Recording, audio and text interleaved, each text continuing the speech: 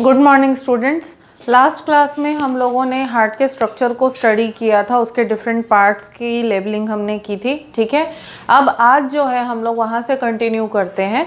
आज हम लोग हार्ट के अंदर ब्लड का फ्लो या ब्लड का सर्कुलेशन कैसे होता है, या ये कहें कि हार्ट जो है पंप कैसे करता है ब्लड को। ठीक है, उस पर्टिकुलर टॉपिक को आज हम लोग डील करेंगे। ठीक है, हार्ट के डिफरेंट पार्ट्स जो है ये मैंने आप लोगों को कल ही एक्सप्लेन कर दिए थे। ठीक है, और आप लोगों को ये भी बताया था कि राइट पार्ट जो होता है या राइट साइड जो होता है हार्ट का, वो डीऑक्सीजनेटेड ब्लड के साथ डील करता है, और लेफ्ट पार्ट जो होता है हार्ट का, that will be dealing with the oxygenated blood. ठीक है, अब वन बाय वन मैं आप लोगों को बताती हूँ कि हार्ट के अंदर ब्लड का फ्लो कैसे होता है और हार्ट एक्चुअली ब्लड को पंप कैसे करता है। ठीक है, so we will start with the right side. ठीक, अब यहाँ पर जनरली क्या होता है कि हमारी बॉडी से जितना भी डीऑक्सीजनेटेड ब्लड है, ठीक है, वो वेन्स के हेल्प से क्या होता है हमारे हार्ट के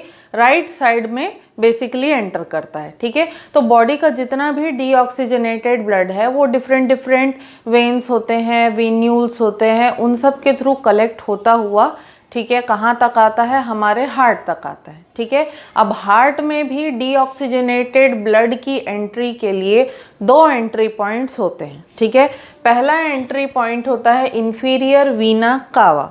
ठीक है, और दूसरा एंट्री पॉइंट होता है डीऑक्सीजनेटेड ब्लड का सुपीरियर वीना कावा। ठीक है, तो सुपीरियर वीना कावा जो है वो हमारे ब्रेन और हमारे हेड का जो पोर्शन होता है, बेसिकली हार्ट यहाँ पर प्रेजेंट है, तो हार्ट से ऊपर जितने भी पार्ट्स हमारे बॉडी के प्रेजेंट हैं, वहाँ से जितना भी डीऑक्सीजनेटेड ब्लड है उसको कलेक्ट करके हार्ट तक लाने का काम जो है वो सुपीरियर वीना कावा करता है।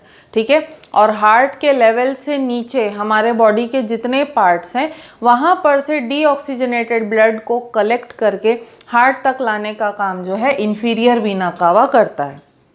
ठीक है, अब यहाँ पर क्या हुआ, यहाँ पर सुपीरियर वीना कावा के through, this is the superior Veena कावा, तो सुपीरियर वीना कावा के थ्रू जो है डीऑक्सीजनेटेड ब्लड आएगा, और इंफीरियर वीना कावा के थ्रू भी डीऑक्सीजनेटेड ब्लड आएगा।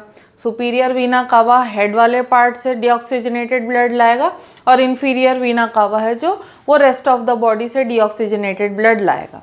अब डीऑक्सीजनेटेड ब्लड आ गया, आने के बाद कहाँ एंटर करेगा, सबसे पहले एंटर करेगा राइट ऑरिकल में। ठीक है, कहाँ एंटर करेगा, राइट ऑरिकल में। ठीक है, अब राइट ऑरिकल जो है, क्योंकि उसको बहुत सारे ब्लड को एकोमोडेट करना है या बहुत सारे ब्लड को कंटेन करना है, तो इस कंडीशन में जब डीऑक्सीजनेटेड ब्लड राइट ऑरिकल में एंटर करता है तो उसकी एंट्री के टाइम पे, ब्लड की एंट्री के टाइम पे राइट ऑरिकल जो है वो थोड़ा सा क्या करता है, एक्सपैंड करता है, या ये कहना चाहिए क्योंकि मस्कुलर ऑर्गन है तो वो रिलैक्स करता है। ठीक है, रिलैक्स करने से या एक्सपैंड करने से क्या होता है, राइट ऑरिकल के अंदर का जो वॉल्यूम है वो इंक्रीज़ हो जाता है, और वॉल्यूम इंक्रीज़ होने से ज़्यादा ब्लड जो है वो राइट ऑरिकल के अंदर फिल हो पाता है। ठीक है, तो यहाँ पर मैं आप लोगों को एक नया टर्म जो है वो इंट्रोड्यूस करूँगी, वो ये है कि जब कभी भी हम लोग एक्सपेंशन के बारे में या रिलैक्सेशन के बारे में बात करते हैं तो उसके लिए एक टर्म है, एक्सपैंड जब करते हैं हार्ट के मसल्स, उसके लिए एक टर्म होता है डायस्टोल। ठीक है, एक्सपैंड करते हैं या हम लोग इसको बोले रिलैक्स करते हैं जब हार्ट के मसल्स, तब उसके लिए हमारे पास एक टर्म है डायस्टोल। ठीक है, तो अब से हम लोग ये टर्म यूज़ करेंगे। ठीक है, एक्सपेंशन के लिए या रिलैक्सेशन के लिए, तो राइट ऑरिकल जो है that will go into diastole. ठीक है, right auricle will go into diastole. As a result, the volume of the right auricle will increase and it will be able to accommodate or it will be able to occupy more amount of blood. ठीक है, so now what has happened कि deoxygenated blood जो है वो enter कर चुका है right auricle पे। ठीक है, अब राइट ऑरिकल पे वो एंटर कर चुका है, उसके बाद क्या होगा, राइट ऑरिकल में जैसे ही ब्लड की एंट्री हो जाती है, फिर थोड़ी देर बाद, अभी तक राइट ऑरिकल क्या था, डायस्टोल पे था, ठीक है। अब थोड़े देर के बाद जो है वापस राइट ऑरिकल क्या करेगा, कॉन्ट्रैक्ट करेगा, है ना। राइट ऑरिकल जो है वो वापस कॉन्ट्रैक्ट करेगा। तो हमारे पास कॉन्ट्रैक्ट करने के लिए भी एक टर्म है, मसल्स के कॉन्ट्रैक्ट करने के लिए भी एक टर्म है, उसको हम कहते हैं सिस्टोल। मसल्स के, यहाँ हार्ट के मसल्स के कॉन्ट्रैक्ट करने के लिए भी एक और टर्म है हमारे पास, इसको हम कहते हैं सिस्टोल। तो अब आगे से हम लोग डायस्टोल और सिस्टोल, ये दोनों टर्म्स जो है उसको यूज़ करेंगे। आप लोगों के रेफरेंस के लिए मैं यहाँ पे लिख देती हूँ, रिलैक्स करना यानी कि डायस्टोल और कॉन्ट्रैक्ट करना यानी कि सिस्टोल, ठीक है। तो डायस्टोल और सिस्टोल हम लोग यूज़ करेंगे, ठीक। अब राइट ऑरिकल अभी तक डायस्टोल में था, अब वो क्या करेगा, सिस्टोल में जाएगा। जब राइट ऑरिकल जो है वो सिस्टोल में जाएगा, सिस्टोल में जाने की वजह से क्या होगा, उसके अंदर जो ब्लड रहता है, ब्लड के ऊपर ऑब्वियसली प्रेशर पड़ेगा, है ना। तो ब्लड जो है जब उसके ऊपर प्रेशर पड़ेगा, ब्लड फिर कहाँ जाएगा, ब्लड जाएगा राइट वेंट्रिकल के अंदर through the tricuspid valve. Blood जो है राइट ऑरिकल में फिल्ड था, राइट ऑरिकल सिस्टोल में गया, सिस्टोल में जाने से ब्लड पे प्रेशर पड़ा। अब प्रेशर पड़ने से ट्राइकस्पिड वाल्व क्या होता है, ओपन हो जाता है। जब प्रेशर इंक्रीज होता है सिस्टोल की वजह से, तो ट्राइकस्पिड वाल्व क्या होगा, ओपन हो जाएगा।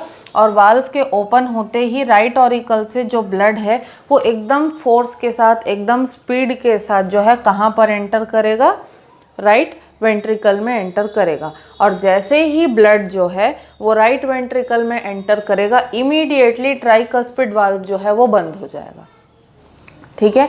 इमीडिएटली क्या होगा, ट्राइकस्पिड वाल्व जो है वो बंद हो जाएगा। ऐसा किस लिए होता है, क्योंकि अगर गलती से, ठीक है, अगर गलती से, जैसे एग्जांपल वाइज मैं बता रही हूँ, कोई छोटा सा ग्लास है, ठीक है, ग्लास के अंदर अगर आप लोग एकदम फोर्सफुली और एकदम ऊंचाई से ज़ोर से पानी डालोगे तो बहुत सारा पानी छलक के बाहर गिर जाता है कि नहीं।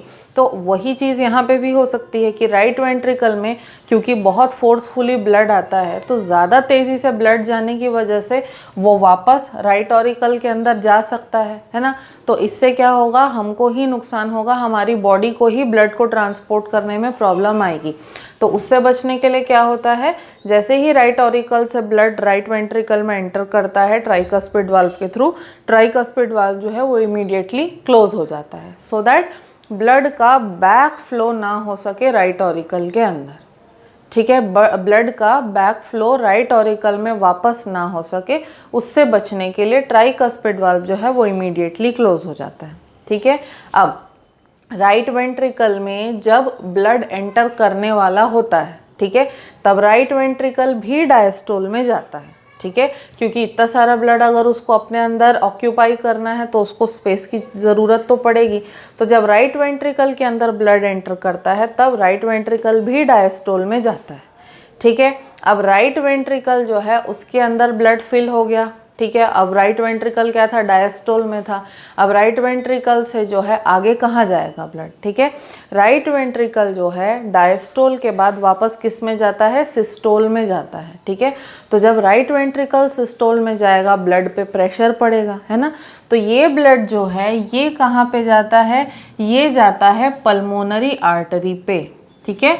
तो राइट वेंट्रिकल से जो ब्लड है, डीऑक्सीजनेटेड ब्लड है, वो कहाँ जाएगा, वो पल्मोनरी आर्टरी पे जाएगा। अब पल्मोनरी आर्टरी यहाँ पर अचानक से प्रकट कैसे हो गई, है ना। पल्मोनरी आर्टरी जो है वो हार्ट के पीछे की तरफ से इमर्ज होती है, राइट वेंट्रिकल के पास से ही इमर्ज होती है, और वो इमर्ज होकर के कहाँ पर हमको क्लियरली दिखती है, हार्ट के टॉप वाले पार्ट में हमको क्लियरली दिखती है। इसीलिए हमने पल्मोनरी आर्टरी को यहाँ पे बनाया है।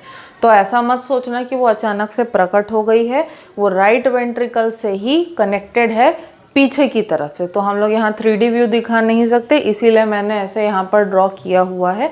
तो राइट वेंट्रिकल पहले डायस्टोल में था जब उसने ब्लड को रिसीव किया, फिर राइट वेंट्रिकल सिस्टोल में जाएगा, सिस्टोल में जाएगा, ब्लड के ऊपर प्रेशर पड़ेगा, तो एक्स्ट्रा प्रेशर में आकर के सिस्टोल के एक्स्ट्रा प्रेशर में आके ब्लड जो है वो सीधा कहाँ पर जाएगा, पल्मोनरी आर्टरी में जाएगा, और पल्मोनरी आर्टरी से होते हुए ब्लड जो है कहाँ चले जाएगा, हमारे लंग्स में चले जाएगा ऑक्सीजनेशन के लिए। ठीक है, डीऑक्सीजनेटेड ब्लड था तो ये कहाँ चले जाएगा, हमारे लंग्स में चला जाएगा। दो ब्रांचेस हैं पल्मोनरी आर्टरी की, एक ब्रांच जो है एक लंग में जाती है, दूसरी ब्रांच जो है वो दूसरे लंग में जाती है। तो इस तरीके से डीऑक्सीजनेटेड ब्लड जो है वो राइट वेंट्रिकल से एस्केप करेगा, राइट वेंट्रिकल से एस्केप करके पल्मोनरी आर्टरी से होता हुआ डीऑक्सीजनेटेड ब्लड जो है वो कहाँ चले जाएगा, लंग्स में चला जाएगा। अब लंग्स में जाने के बाद में ये जो डीऑक्सीजनेटेड ब्लड था, तो इसके पहले जो हम लोगों ने टॉपिक पढ़ा था ब्रीदिंग एंड रेस्पिरेशन का, तो उसमें मैंने आप लोगों को बताया था कि लंग्स में कैसे एक्सचेंज ऑफ गैसेस होता है। ठीक है, तो उसी तरीके से लंग्स में जब ये डीऑक्सीजनेटेड ब्लड जाएगा तो वहाँ पर क्या होगा, एक्सचेंज ऑफ गैसेस हो जाएगा। तो उस डीऑक्सीजनेटेड ब्लड में जितना कार्बन डाइऑक्साइड था वो एल्वियोलाई में चले जाएगा, और एल्वियोलाई में जितना ऑक्सीजन था वो वापस किस में मिक्स हो जाएगा, ब्लड में मिक्स हो जाएगा। तो एक्सचेंज ऑफ गैसेस होने से अब क्या हुआ, ये जो डीऑक्सीजनेटेड ब्लड था ये वापस किस में कन्वर्ट हो जाएगा, ऑक्सीजनेटेड ब्लड में कन्वर्ट हो जाएगा। ठीक है, अब ये जो ऑक्सीजनेटेड ब्लड है ये दोबारा से हमारे बॉडी में बेसिकली, या ये ऑक्सीजनेटेड ब्लड जो है दोबारा से हार्ट के अंदर एंटर करेगा।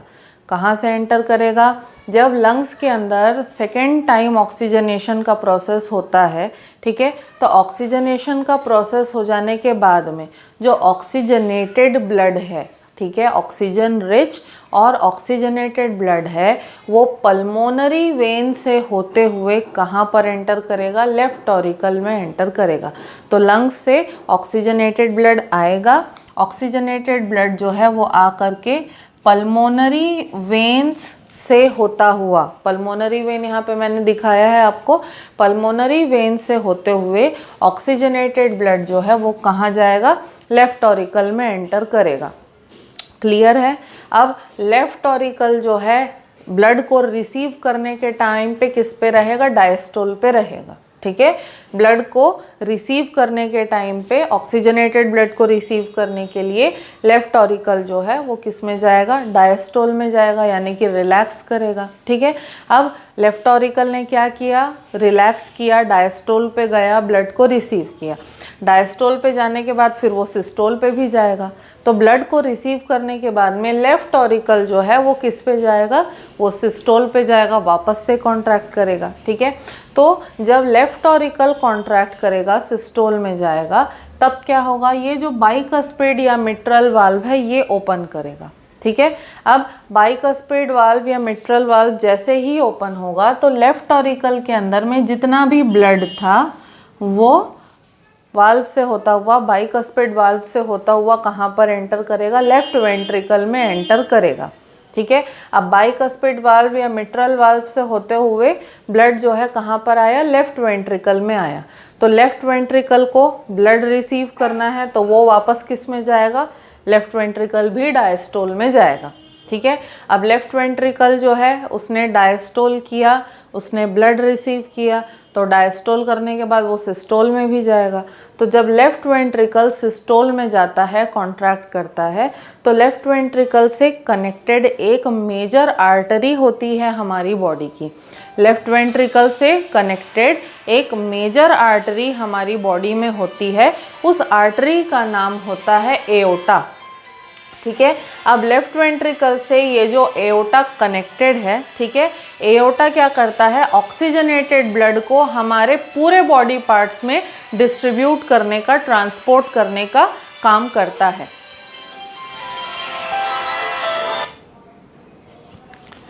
ठीक है, तो बाइकस्पिड वाल्व से होके ऑक्सीजनेटेड ब्लड जो है वो कहाँ जाएगा, लेफ्ट वेंट्रिकल में जाएगा, ठीक है। लेफ्ट वेंट्रिकल डायस्टोल में गया, ब्लड रिसीव किया, फिर लेफ्ट वेंट्रिकल कहाँ पर जाएगा, फिर सिस्टोल में जाएगा। तो सिस्टोल में जाने से ब्लड के ऊपर जब प्रेशर पड़ेगा तो ब्लड कहाँ पर एंटर करेगा, हमारी बॉडी की एक सबसे मेजर आर्टरी होती है जिसका नाम है एओर्टा, जो मैंने यहाँ पे बनाया है, ठीक है। तो एओर्टा जो है वो लेफ्ट वेंट्रिकल से बैक साइड से कनेक्टेड रहता है, ठीक है। तो लेफ्ट वेंट्रिकल ने सिस्टोल किया, ब्लड जो है प्रेशर के साथ में कहाँ एंटर करता है, एओर्टा में एंटर करता है। और एओर्टा जो है वो हमारी बॉडी की मेजर आर्टरी है। एओर्टा क्या करता है, हमारे बॉडी के जितने भी डिफरेंट पार्ट्स हैं उन सभी डिफरेंट पार्ट्स को, चाहे वो ब्रेन हो या रेस्ट ऑफ द बॉडी हो, इन सभी पार्ट्स को ऑक्सीजनेटेड ब्लड सप्लाई करने का काम किसका होता है, एओर्टा का होता है, ठीक है। अब एओर्टा जो है उसमें भी एक वाल्व है जिसको हम कहते हैं सेमी लूनर वाल्व, ठीक है। तो जैसे बाइकस्पिड वाल्व और मिट्रल वाल्व क्या कर रहे थे, वो भी ओपन और क्लोज हो रहे थे सो दैट ब्लड का जो बैकफ्लो है वो प्रिवेंट हो सके, है ना। जैसे कि लेफ्ट ऑरिकल से जब लेफ्ट वेंट्रिकल में ब्लड आता है तो मिट्रल वाल्व जो है वो पहले ओपन होगा और ब्लड जो है जैसे ही उससे पास होगा वो भी क्लोज हो जाएगा to prevent the black flow, ठीक है।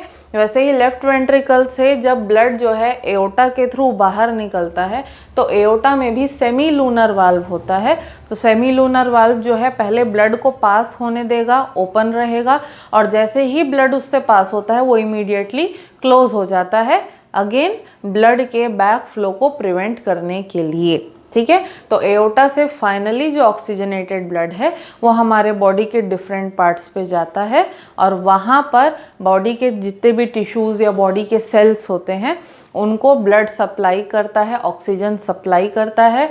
ब्लड फिर वहाँ से कार्बन डाइऑक्साइड को कलेक्ट करता है, कार्बन डाइऑक्साइड को कलेक्ट करके फिर सुपीरियर और इन्फीरियर वीना कावा से ये जो डीऑक्सीजनेटेड ब्लड है फिर ये वापस कहाँ पर एंटर करता है, राइट ऑरिकल को एंटर करता है, ठीक है। तो इस तरीके से ये एक पूरा साइकिल कंप्लीट होता है। कैसा, राइट ऑरिकल से राइट वेंट्रिकल, राइट वेंट्रिकल से पल्मोनरी आर्टरी, पल्मोनरी आर्टरी से लंग्स, लंग्स से लेफ्ट ऑरिकल, लेफ्ट ऑरिकल से लेफ्ट वेंट्रिकल, लेफ्ट वेंट्रिकल से एओर्टा और एओर्टा से बॉडी, ठीक है। फिर बॉडी से वापस डीऑक्सीजनेटेड ब्लड जो है फिर वो सुपीरियर और इन्फीरियर वीना कावा से हार्ट में एंटर करता है। तो यहाँ पे क्या कंप्लीट हुआ, एक साइकिल कंप्लीट हुआ।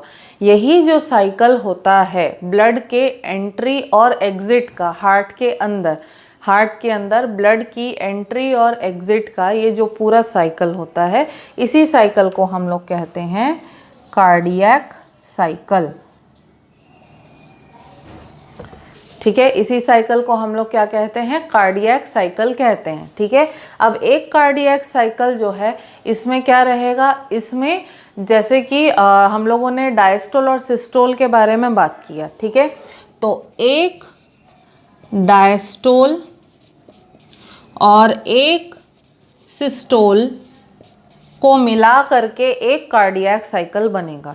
एक डायस्टोल और एक सिस्टोल को मिला करके क्या बनता है, एक कार्डियक साइकिल बनता है, ठीक है। लेकिन अब यहाँ पे एक क्वेश्चन राइज होता है कि डायस्टोल और सिस्टोल जो है वो तो ज़्यादा हो रहा है, यहाँ पे भी डायस्टोल होता है और यहाँ सिस्टोल भी होगा, यहाँ पे भी डायस्टोल सिस्टोल, यहाँ पर भी डायस्टोल सिस्टोल और यहाँ पर भी डायस्टोल सिस्टोल। तो टोटल हमारे पास 4 डायस्टोल और 4 सिस्टोल होते हैं, ठीक है। लेकिन हम सिर्फ एक को ही क्यों कंसिडर कर रहे हैं, ऐसा इसलिए होता है क्योंकि राइट ऑरिकल और राइट ऑरिकल और लेफ्ट ऑरिकल जो होता है उनके डायस्टोल और सिस्टोल इतने वीक होते हैं कि उसको मतलब नेग्लिजिबल अमाउंट में होते हैं, अगर उसको हम लोग काउंट नहीं भी करेंगे तो भी चलेगा। तो राइट ऑरिकल और राइट वेंट्रिकल का जो डायस्टोल और सिस्टोल होता है हम लोग उसको काउंट नहीं करते, हम लोग सिर्फ किसका डायस्टोल और सिस्टोल काउंट करते हैं, हम लोग राइट वेंट्रिकल और लेफ्ट वेंट्रिकल का जो डायस्टोल सिस्टोल होता है उसी को हम लोग काउंट करते हैं, ठीक है।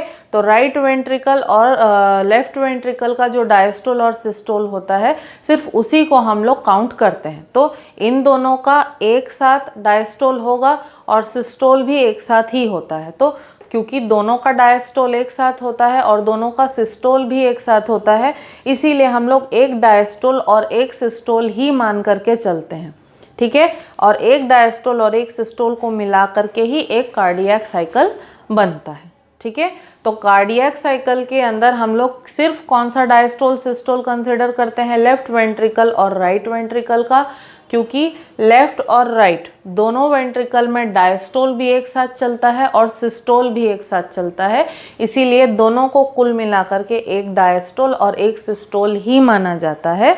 और एक डायस्टोल और एक सिस्टोल को मिला करके ही क्या बनता है, एक कार्डियक साइकिल जो है वो बनता है, ठीक है। अब यहाँ पर एक और चीज़ मैं आप लोगों को मेंशन करूँगी, वो है डबल सर्कुलेशन।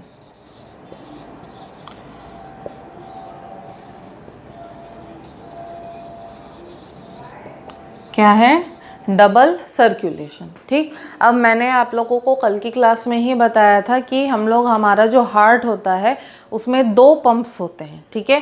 तो अभी तक हम लोगों ने क्या बात किया था कि राइट ऑरिकल और राइट वेंट्रिकल जो है वो डीऑक्सीजनेटेड ब्लड के साथ डील करता है और लेफ्ट ऑरिकल लेफ्ट वेंट्रिकल जो है वो ऑक्सीजनेटेड ब्लड के साथ डील करता है, ठीक है। तो यहाँ पर एक चीज़ हम लोग क्या ऑब्जर्व करेंगे कि हार्ट के अंदर ब्लड की एंट्री जो है यहाँ पर फर्स्ट टाइम हो रही है, ठीक है। और यहाँ पर फिर लेफ्ट वेंट्रिकल से फर्स्ट टाइम जो है ब्लड एग्जिट भी करता है, लेफ्ट वेंट्रिकल से ब्लड एग्जिट करता है, कैसे, पल्मोनरी आर्टरी से होता हुआ लंग्स तक जाता है, ठीक है। तो एंट्री एक बार हुई और एग्जिट एक बार हुआ, ठीक है। फिर यहाँ पे ब्लड की एंट्री जो है हार्ट में सेकेंड टाइम हो रही है, ऑक्सीजनेटेड ब्लड एंटर कर रहा है, और लेफ्ट वेंट्रिकल से सेकेंड टाइम जो है हार्ट का सेकेंड टाइम जो है हार्ट से ब्लड का एग्जिट भी हो रहा है। तो लेफ्ट वेंट्रिकल से जो ऑक्सीजनेटेड ब्लड है वो एओर्टा से होता हुआ हमारी बॉडी तक जाता है ना। तो entry number 1 and entry number 2, फिर यहाँ पर exit number 1 and exit number 2। तो जब एंट्री 2 बार हो रही है और एग्जिट 2 बार हो रहा है, इसी चीज़ को हम लोग क्या कहते हैं, डबल सर्कुलेशन। तो डबल सर्कुलेशन का प्रॉपर अगर डेफिनेशन हम लोग बोलने के लिए जाएं तो डबल सर्कुलेशन का मीनिंग होता है because the blood enters the heart 2 times and exits the heart for 2 times, that is why we are calling it as the double circulation। 2 bar enter करता है और 2 बार एग्जिट करता है, ठीक है। अब डबल सर्कुलेशन है तो दोनों सर्कुलेशन को हम लोग डिफरेंट टाइप्स में क्या कर सकते हैं, आइडेंटिफाई कर सकते हैं या डिवाइड कर सकते हैं, ठीक है। तो डबल सर्कुलेशन में पहला सर्कुलेशन होता है पल्मोनरी सर्कुलेशन। पहला सर्कुलेशन क्या होता है, पल्मोनरी सर्कुलेशन, और दूसरा सर्कुलेशन होता है सिस्टेमिक सर्कुलेशन, ठीक है। तो 2 सर्कुलेशन है हमारे हार्ट के अंदर ब्लड का, पहला है पल्मोनरी सर्कुलेशन और दूसरा है सिस्टमिक सर्कुलेशन। इसको भी एक्सप्लेन करती हूँ। पल्मोनरी सर्कुलेशन कब बोलेंगे हम लोग, जब राइट वेंट्रिकल से डीऑक्सीजनेटेड ब्लड जो है वो पल्मोनरी आर्टरी से होता हुआ लंग्स पर जाएगा, ठीक है। राइट वेंट्रिकल से निकल के डीऑक्सीजनेटेड ब्लड जो है वो पल्मोनरी आर्टरी से होते हुए लंग्स में जब जाता है तो बिकॉज ब्लड जो है वो लंग्स में एंटर करता है, इसीलिए इस ब्लड सर्कुलेशन को हम लोग पल्मोनरी सर्कुलेशन बोलते हैं, ठीक है।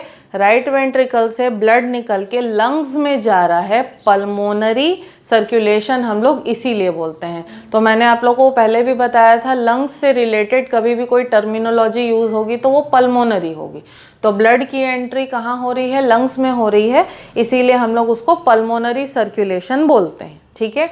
दूसरा क्या है, सिस्टमिक सर्कुलेशन। सिस्टमिक सर्कुलेशन क्या होता है, लेफ्ट वेंट्रिकल से निकल करके ऑक्सीजनेटेड ब्लड जो है वो एओर्टा से होते हुए हमारे बॉडी में जा रहा है, हमारे सिस्टम में जा रहा है, ठीक है।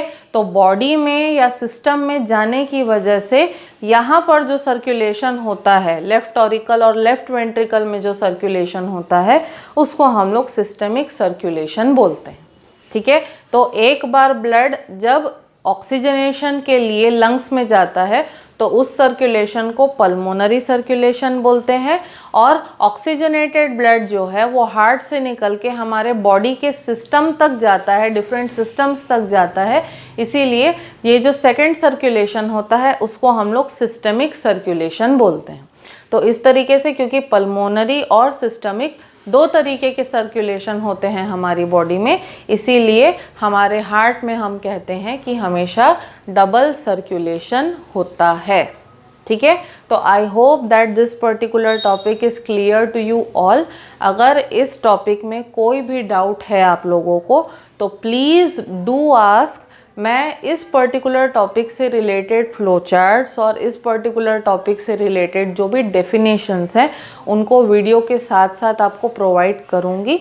तो एक बार वो फ्लो चार्ट और वो डेफिनेशंस को आप लोग पढ़ लेना, go through them, and still if you are having any sorts of doubt you can definitely ask me. Thank you.